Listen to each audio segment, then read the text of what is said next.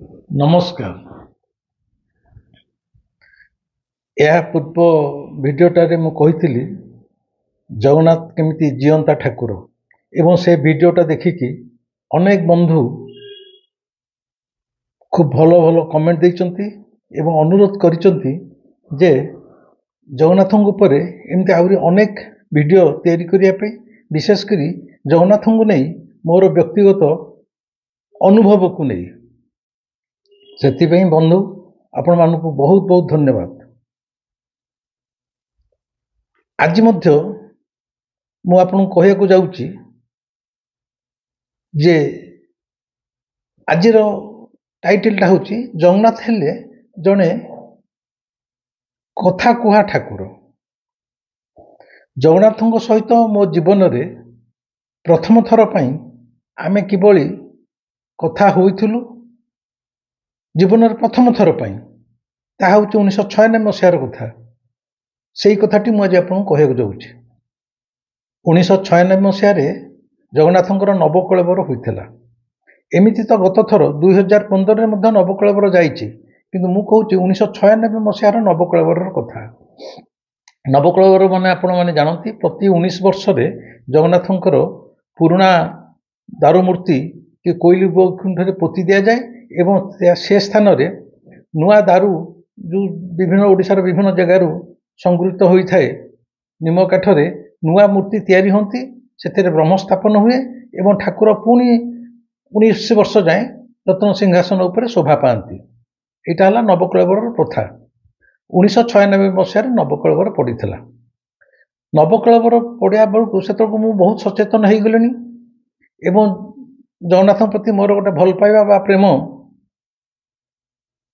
ପ୍ରାୟ 1980 ମସିହାରୁ ତାଙ୍କ ପ୍ରତି ମୋର ଗୋଟେ ଦୁର୍ବଳତା ବଢ଼ି ଯାଇଥାଏ। ବିଶେଷ କରି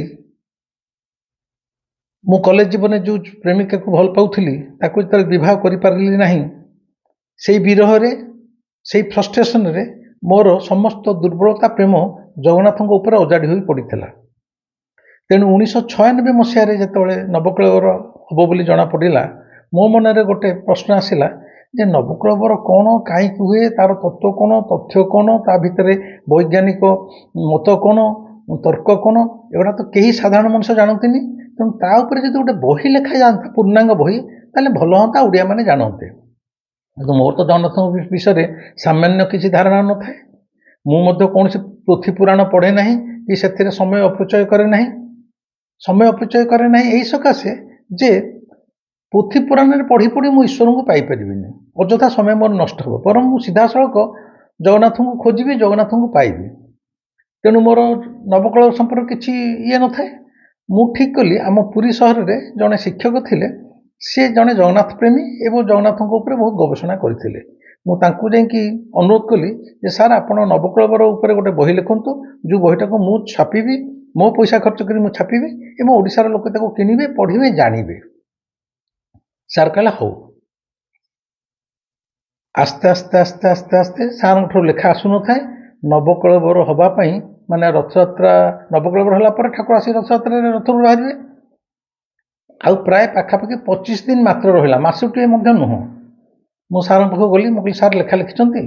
ନା ନାଇଁ, ମୁଁ ଲେଖିପାରିନି, ମୁଁ ଲେଖିପାରିବିନି, ଆପଣ ଅନ୍ୟ ବ୍ୟବସ୍ଥା କରନ୍ତୁ। ମୋ ମନ ଭାଙ୍ଗିଗଲା। ମାତ୍ର ଆଉ ରଥଯାତ୍ରା 25 ଦିନ ଅଛି, ନବକଳେବର ହେବାକୁ 25 ଦିନ ଅଛି। ଏଇନେ କିଏ ଗୋଟେ ଜଗନ୍ନାଥଙ୍କର ନବକଳେବର ଉପରେ ଏତେ ପ୍ରାଣ ସିଦ୍ଧ ବହି ଲେଖିପାରିବ? ମନଟା ପୁରାପୁରି ଭାଙ୍ଗିଗଲା।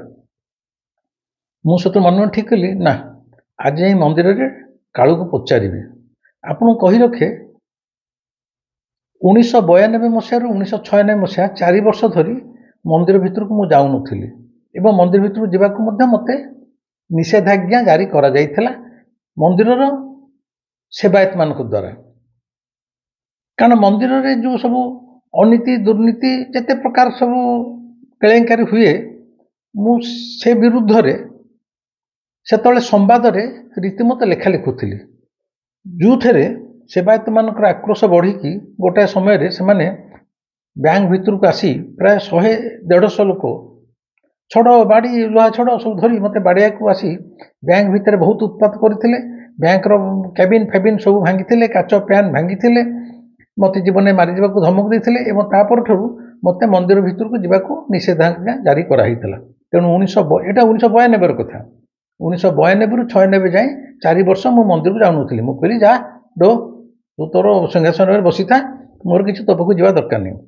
କିନ୍ତୁ ଯେତେବେଳେ ନବକଳେବର ବହି ସାର୍ ଦେଲେ ନାହିଁ, ମୋର ଇଚ୍ଛା ତା ଉପରେ ଗୋଟେ ବହି ଲେଖାଯାଉ, ମୁଁ ସେଦିନ ଆଉ ସେ ନିଷେଧାଜ୍ଞାକୁ ଅମାନ୍ୟ କରି ମୁଁ ମୋର ସିଧାସଳଖ ମନ୍ଦିରକୁ ଯାଇଥିଲି। ସନ୍ଧ୍ୟାବେଳେ ଠାକୁରଙ୍କ ସାମ୍ନାରେ ଶହ ଶହ ଲୋକ ଅଛନ୍ତି। ମୁଁ ସେଇ ଗରୁଡ଼ ସ୍ତମ୍ଭ ପାଖରେ ଛିଡ଼ା ହେଇକି କାଳୁକୁ ମୁଁ ମୋ ଅନୁସାରେ କହିଲି, ମନ ଭିତରେ ଯେମିତି କହିବା କଥା ତାକୁ କହିଲି, ଆରେ ନବକଳେବର ଉପରେ ମୁଁ ଗୋଟେ ତୋ ଉପରେ ବହି ଛାପିବାକୁ ଚାହୁଁଥିଲି, କିନ୍ତୁ ତ କିଛି ଲେଖା ମିଳିଲାନି, ମୁଁ ଏବେ କରିବି କ'ଣ? ମୁଁ ଏତିକି କହିଛି, ଆପଣମାନେ ବିଶ୍ୱାସ କରିବେନି, ଏତେ ଘୋ ଘା କୋଳାହଳ ଭିତରେ ମଧ୍ୟ କାଳୁ ସ୍ପଷ୍ଟ ଭାବରେ ମୋତେ କହିଲା, ଏଥିପାଇଁ ହତାଶ ହେବାର କ'ଣ ଅଛି? ତୁ ଲେଖ, ତୁ କେବଳ କାଗଜ କଲମ ଧରି ବସିବୁ, ଯାହା ଲେଖିବା କଥା ମୁଁ ଲେଖେଇ ନେବି, ଲେଖ। କେତେ କିଛି ସ୍ପଷ୍ଟ ଶୁଣିଲି, ଯେମିତି ଗୋଟେ ଜାଗାରେ ବହୁତ ଘୋ ଘା ହେଉଥିବ। ଆପଣ ଯଦି ଆପଣଙ୍କ ମୋବାଇଲରେ ଇୟରଫୋନ୍ ଦେଇକି କାନ ଭିତରେ ଦେଇଥିବେ, ସେ ଘୋ ଘା ପଶୁନଥିବ, ଆପଣ ଇୟରଫୋନ୍ ଦ୍ୱାରା ଆପଣଙ୍କ ମୋବାଇଲରୁ ଗୀତ ଶୁଣୁଥିବେ। ଅବିକଳ ସେମିତି ଏତେ ଘୋ ଘା ଭିତରେ ମଧ୍ୟ କାଳୁ ମୋତେ କହିଲା, ମୁଁ ବି ଶୁଣିପାରିଲି। ତେବେ ନିଜକୁ ଟିକେ ଅବିଶ୍ୱାସ କଲି। ମୁଁ ପୁଣି ଥରେ କାଳୁକୁ ପଚାରିଲି, ଆରେ ତୁ କହୁଛୁ ଯେ ମୁଁ ଖାଲି କାଗଜ କଲମ ଧରି ବସିବି, ତୁ ତୋର ଲେଖି ନେବୁ, ଯଦି ଶେଷକୁ ମୋତେ ଗୋଟେ ହରଡ଼ ଘଣାରେ ପକେଇଦେବୁ, ଶେଷକୁ କିଳାଟେ ମାରିଦେବୁ, ମୁଁ ମରିବି। କାଳୁ ଦ୍ୱିତୀୟ ଥର ପାଇଁ କହିଲା, ଯାହା କହିଲି ମୁଁ ତାହା କରିବି, ତୁ କାଲି ସକାଳୁ କାଗଜ କଲମ ଧରି ବସ, ଯାହା ବହି ଉପରେ ଲେଖା ହେବା କଥା ସେଗୁଡ଼ା କରିବାର ଦାୟିତ୍ୱ ମୋର, ତୁ ଯା, କାଲିଠୁ କିନ୍ତୁ ଏ କାମ ଆରମ୍ଭ କର। ବିଶ୍ୱାସ କରନ୍ତୁ, ଜୀବନରେ ପ୍ରଥମ ଥର ପାଇଁ କାଳୁର ଶବ୍ଦ ସ୍ପଷ୍ଟ ଭାବରେ ମୁଁ ଯେମିତି କହୁଛି, ଆପଣମାନେ ଭିଡ଼ିଓରେ ଶୁଣୁଛନ୍ତି, ସେଇଟା ମୁଁ ଶୁଣିପାରିଥିଲି। ଏବଂ ଏହାର ପରବର୍ତ୍ତୀ ଭିଡ଼ିଓ ମାନଙ୍କରେ ମୁଁ କହିବି କାଳୁ ଏମିତି କେମିତି ତାପରେ ବହୁ ସମୟରେ ସେ ମୋ ସହିତ ଏଇଭଳି କଥାବାର୍ତ୍ତା କରେ ସିଧାସଳଖ। ମୁଁ ତାକୁ ଶୁଣେ, ବହୁ ସମୟରେ ମୋତେ ସେ ବହୁ ସୂଚନା ଦିଏ, ବହୁ ସମୟରେ ସତର୍କ କରେଇ ଦିଏ, ବହୁ ସମୟରେ ଅନ୍ୟମାନଙ୍କ କଥା କ'ଣ ଘଟିବ ସେଗୁଡ଼ା ବି କହିଦିଏ। କିନ୍ତୁ ତା ଖୁସି ଏବଂ ସେଗୁଡ଼ା ଘଟଣା ବି ଘଟେ, ଆଜି ଯାଏ ମଧ୍ୟ ଘଟି ଆସୁଛି। ତେଣୁ ମୁଁ ତା କଥା ଶୁଣି ଆସିଲି। ସେତେବେଳକୁ ନବକଳେବର ପାଇଁ ଦାରୁ ସଂଗ୍ରହ ହୋଇସାରିଥିଲା। ଜଗନ୍ନାଥଙ୍କ ଦାରୁ ଖୋର୍ଦ୍ଧା ପାଖରେ ଦଧିମାଛ ଗାଡ଼ିଆଠି ତାଙ୍କର ନିମ ଦାରୁଟା ବାହାରିଥିଲା। ମୁଁ ତାର ଦିନ ସକାଳୁ ବହିଟା ଲେଖିବି ତ, ତାର ଦିନ ସକାଳୁ ଟ୍ୟାକ୍ସିଟିଏ କରି ଖୋର୍ଦ୍ଧା ଦଧିମାଛ ଗାଡ଼ିଆକୁ ଗଲି, ଦାରୁ ଦର୍ଶନ କଲି। ସେଠାରେ ଜଗନ୍ନାଥଙ୍କର ବାଡ଼ଗ୍ରାହୀ ଜଗନ୍ନାଥ ସ୍ୱାଇଁ ମହାପାତ୍ର, ଯିଏ ବର୍ତ୍ତମାନ ବି ଜୀବିତ, ଜଗନ୍ନାଥଙ୍କର ବଡ଼ ବାଡ଼ଗ୍ରାହୀ, ତାଙ୍କୁ ଜଗୁନି ବୋଲି ଡକାଯାଏ, ସେ ମୋର ବନ୍ଧୁ। ସେ ମୋତେ ନେଇ ପୁରା ଦାରୁକୁ କୁଣ୍ଢେଇକି ଛୁଇଁବାରେ ମୋତେ ସାହାଯ୍ୟ କରିଥିଲେ। ମୁଁ ଜଗନ୍ନାଥଙ୍କ ଦାରୁକୁ ପୁରା କୁଣ୍ଢେଇକି ମୁଣ୍ଡିଆ ମାରିଥିଲି। ଏବଂ ସେଠୁ ଆସିଲା ପରେ ସେଇଦିନ ସନ୍ଧ୍ୟାବେଳୁ ମୁଁ ବହି ଲେଖିବା ପାଇଁ ଆରମ୍ଭ କଲି ମାନେ ମୁଁ ତ କିଛି ଜାଣିନି। ମୁଁ ମୋର ଟେବୁଲ ଲାଇଟ୍ଟି ଜଳେଇ ଗୋଟିଏ ଛୋଟିଆ ଗାମୁଛାଟି ପିନ୍ଧି ଗରମ କରୁଥିଲା ବୋଲି ଖୋଲା ଦେହରେ କାଗଜ କଲମ ଧରି ବସି ପଡ଼ିଲି। କହିଲି, କାଳୁ ତୁ କହିଥିଲୁ, ବର୍ତ୍ତମାନ ତୋ କାମ ତୁ କର, କିନ୍ତୁ ବହିରେ କ'ଣ ଲେଖା ହେବ? ମୋ ମନ ଭିତରେ ନବକଳେବରକୁ ନେଇ ଯାହା ଯାହା ସବୁ ପ୍ରଶ୍ନ ଆସୁଥିଲା, ନବକଳେବର କେବେଠୁ ହେଲା, କାହିଁକି ହେଲା, କେମିତି ହୁଏ, ତା ପଛରେ ହେବାର କାରଣ କ'ଣ, ଯାହା କି ଅତୀତରେ କେତେ ନବକଳେବର ହେଇଛି, କ'ଣ ଘଟା, ଯାହା ମୋ ମନକୁ ଆସିଲା, ମୁଁ ତାର ଗୋଟେ ସୂଚୀ ତିଆରି କରିଦେଲି। ତାପରେ ଚୁପଚାପ ମୁଣ୍ଡିଆଟେ ମାରି ବସିଲି। ଆଉ କହି ରଖେ, ମୋ ଟେବୁଲ ସାମ୍ନାରେ ସେତିକିବେଳେ ସବୁବେଳେ ମୁଁ ଗୋଟେ କାଳୁର ମୂର୍ତ୍ତିଟେ ରଖିଥାଏ। ଆଜି ଯାଏଁ ଯେତେବେଳେ ମୁଁ ଲେଖାଲେଖି କରିବି, ସକାଳୁ ଉଠି ବସିବି, ଯାହା କରିବି, ତାକୁ ଚାହିଁକି ମୁଁ ସବୁ କରେ। ଏ ହେଉଛି ମୋର ସେଇ କାଳୁ। ଇଏ ସବୁବେଳେ ମୋ ଟେବୁଲ ପାଖରେ, ମୋ ପାଖେ ଥାଏ। ଯାହା ଯେତେବେଳେ ମୁଁ କରିବି, ଆକୁ ହିଁ ଚାହିଁ, ଆକୁ ହିଁ ମୁଣ୍ଡିଆ ମାରି, ଆକୁ ଟିକେ ଗେଲ କରିକି ମୁଁ ସବୁ କରେ। ମୁଣ୍ଡିଆ ମାରିଲି ଏବଂ ମୋ ଲେଖାଲେଖି ଆରମ୍ଭ କଲି। ମୁଁ ନିଜେ ଜାଣେ ନା ହାତ ଚାଲିଲା। ମୁଁ କିଛି ଜାଣିନି ପ୍ରକୃତିରେ, ମୁଁ ଫୁଟାଣି ମାରି କହୁନି, ମୁଁ ମୂର୍ଖ। ହାତ ଚାଲିଲା, ଲେଖା ପରେ ଲେଖା, କଲମ ତ ଚାଲିଥାଏ ଆଉ କ'ଣ। ହଁ, ମୋ ମନ ଭିତରୁ ଆସୁଥାଏ, ହାତରେ ଲେଖା ହେଉଥାଏ, କିନ୍ତୁ ମୋ ମନକୁ କିଏ ପୋଷୁଥାଏ, କେମିତି ଲେଖା ହେଉଥାଏ, ମୁଁ ନିଜେ ଜାଣିନଥାଏ, କିନ୍ତୁ ହାତ ଚାଲିଥାଏ। ଏମିତି ଲେଖା ଚାଲିଲା, ଅଧ୍ୟାୟ ପରେ ଅଧ୍ୟାୟ ଚାଲିଲା। ଗୋଟେ ଅଧ୍ୟାୟ ପଇଲା, से अध्यायर तार थिला विषयवस्तु मु लिखा चाहूली जे नवकलेवर कहीं हुए आपण ये कही रखे द्वादश शताब्दी जगन्नाथ मंदिर तैयारी हवा दिन ठारू ठाकुरंकर नवकलेवर हो नथिला माने प्रति 19 वर्ष मूर्ति बदलिबो नुआ मूर्ति तैयारी हेबो ना कालक्रमे यही नवकलेवर प्रथा परंपरा जगन्नाथ संस्कृति रे जोड़ी दिया जाई अछि। मोर प्रश्न एटा केबेठु हेला काहे की हेला कौन असुविधा हो गला जे नवकलेवर प्रथाटा पशिला जगन्नाथ संस्कृति रे किछि जानिनी सूची रे किन करिछि प्रश्नटा तो मो भितर उठुछि सेथि बहि लिखुछि। अरे भाई सकाळु जाई संज हेला संज 6टा रो जाई राति 12टा हेला से दिनटा को धाड़ीटी किछि लेखा बाहलानी शब्दटी बाला मु बसी बसी बोर हेली राति राति 12 हो गला मु थोकाए कालू को गाली देली मु कहली हरे परवान तू मते गोटे बुड़े देलु मत अଯଥାରେ गोटे हरड़ घणारे पकई दे कीड़ाटा दे देइछु कहलु सब डाकिबु मु लिखि देई पकेबी आज दिनटा को चली गला दिन प्रतिदिन कमी आसुछि नवकଳ हवा पे किंतु धाड़ी हेले बाहरलानी नले नाई डो मोर किछि दरकार नहीं जहाँ हला मोर लिखा के दरकार नहीं रागी की जाई सोई पड़िले डबल बेड खट मोर पुओ जो छोट छोट खटर बाहर पटकू मु शोई थाए मो पाखे मो स्त्री तापर मोर पुओ झी गाँ निदर शोई जाइए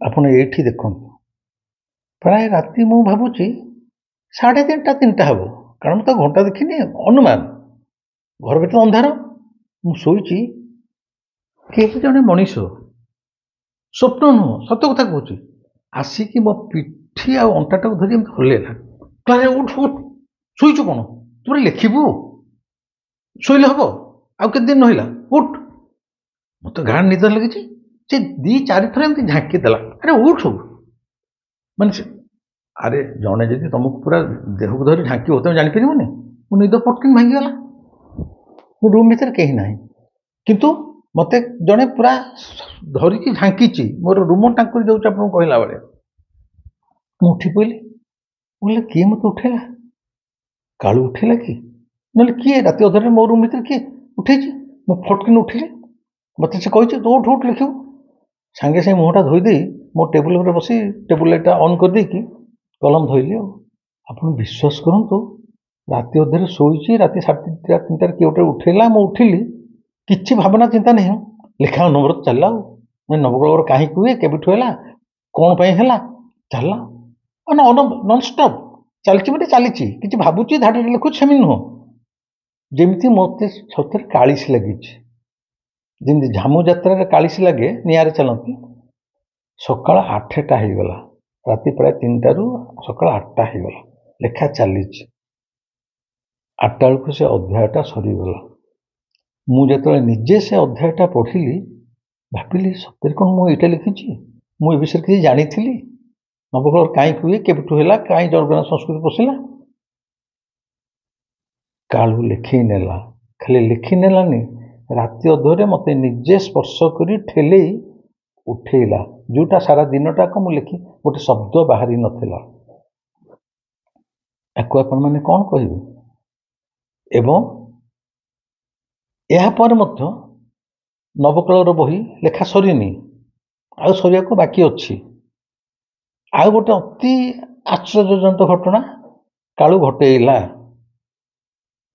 सेटा आपर वीडियो रे कहबी निश्चय कहबी कारण आज कहले वीडियोटा बहुत बड़ हो प्राय 40-50 मिनट हो देखिए किंतु कहूँ यही नवकलेवर बही पछर जो रहस्यमय कथा मंदिर भितर से कहवा जे तू लेख कागज कलम धर मु डाकिबी से आशा करिछि एवं जेतले मु लिखि पारिनी रही जाइछि सारा दिनटाक राति अधरे मत हल्लैकी उठेबा एवं उठे सारा पर कालिश लगिला भाया मु राति सकाळ 8टा जाए गोटे चैप्टर लिखिदबा जोटा अत्यंत गुरुत्वपूर्ण कालू ही करईदेला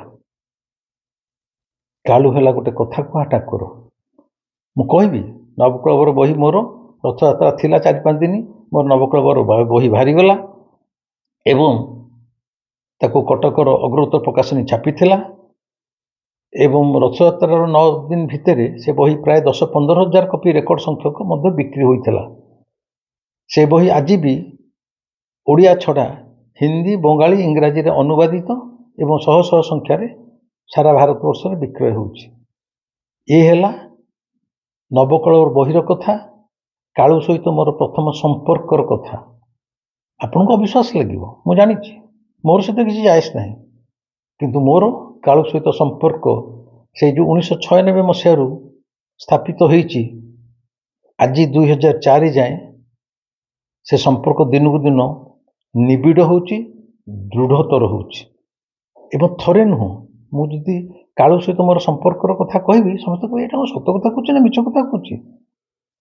କାରଣ କାଳୁ ଏକ ରହସ୍ୟମୟ ଠାକୁର, ଏକ ଜିଅନ୍ତା ଠାକୁର। ସେ ଥରେ ଯଦି ବନ୍ଧୁତା ଆପଣଙ୍କ ସହିତ କରିଦେଲା ବା ସମ୍ପର୍କ ସ୍ଥାପନ କରିଦେଲା, ଠିକ୍ ଆମେ ତୁମେ ଭଳିଆ ସେ ମଝିରେ ମଝିରେ ଗପ କହିବାକୁ ତମ ସହିତ କଥାବାର୍ତ୍ତା କରିବାକୁ ଚାହିଁବ, ତମ ସହିତ ଭାବର ଆଦାନ ପ୍ରଦାନ କରିବ, ଏଥିରେ କିଛି ସନ୍ଦେହ ନାହିଁ। ଏବଂ ଯେଉଁମାନେ ଯଦି ଚାହିଁବେ ଏଇ ବହିଟି କିଣିବାକୁ ବା ପଢ଼ିବା ପାଇଁ, ମୁଁ ପରବର୍ତ୍ତୀ ସମୟରେ ମୋର 83 ନମ୍ବର ଭିଡ଼ିଓରେ ମୁଁ ଗୋଟେ କଣ୍ଟାକ୍ଟ ନମ୍ବର ଦେଇଛି ଏବଂ ଏହାର ପରବର୍ତ୍ତୀ ଭିଡ଼ିଓରେ ମଧ୍ୟ ମୁଁ ଏହାର କଣ୍ଟାକ୍ଟ ନମ୍ବର ଆଉ ଥରେ ଦେଇଦେବି, ଯାହା ସହିତ ଆପଣ ସବୁବେଳେ କଣ୍ଟାକ୍ଟ କରିପାରୁଥିବେ। ଏ ଭିଡ଼ିଓଟି କେମିତି ଲାଗିଲା ମୋତେ ଜଣେଇବେ। ଖାଲି ବାରମ୍ବାର କହୁଛି ଯେ କାଳୁକୁ ଆମେ ଯେଉଁ ଭାବୁଛୁ ଗୋଟେ କାଠର କଣ୍ଢେଇ, ତା ନୁହେଁ, ସେ ଗୋଟେ ଜିଅନ୍ତା ଠାକୁର। ତା ସହିତ ସମ୍ପର୍କ ଯୋଡ଼ି ହୋଇଗଲେ ଆପଣଙ୍କ ଜୀବନରେ ଦୁଃଖ, ଦୁର୍ଦ୍ଦଶା, ଚିନ୍ତା କିଛି ରହିବନି। ଆପଣ ସବୁଠାରୁ ସଂସାରର ସୁଖୀ ମଣିଷ ହେଇଯିବେ। ମୁଁ ତ ଭାବେ ଏ ସଂସାରରେ ସବୁଠାରୁ ଧନୀ ଏବଂ ସୁଖୀ ମଣିଷ ମୁଁ, କେବଳ ମୋର କାଳୁ ପାଇଁ। এই ভিডিওটি কেমিতি লাগিলা মতে জনাইবে। সবসক্রাইব ন করিলে যদি ইচ্ছা হব দয়াকরি সবসক্রাইব করবে, কিন্তু মু খালি অনুরোধ করবি সেয়ার নিশ্চিত করবে, আপনার সাঙ্গ সাথী বন্ধু বান্ধব সমস্ত সহিত করতু, এই সকাশে যে সমস্তে জাণতু কাଳୁ ଗୋଟେ ଜିଅନ୍ତା ଠାକୁର, ତା ସହିତ ସମ୍ପର୍କ ଯୋଡ଼ିବାଟା ଆମର କାମ। ଆମେ ଯଦି ତା ସହିତ ବନ୍ଧୁତାର ହାତ ବଢ଼େଇବା, ଗୋଟେ ପାଦ ଆଗକୁ ଯିବା, ସେ 4 ପାଦ ଆଗକୁ ଆସିବ ତମ ସହିତ ହାତ ମିଳିବା ପାଇଁ। କିନ୍ତୁ ଆମେ କେବଳ ତାକୁ ଧୂପ ଦୀପ ନୈବେଦ୍ୟ ଭିତରେ ସୀମାବଦ୍ଧ କରି ରଖିଦେଉଛୁ।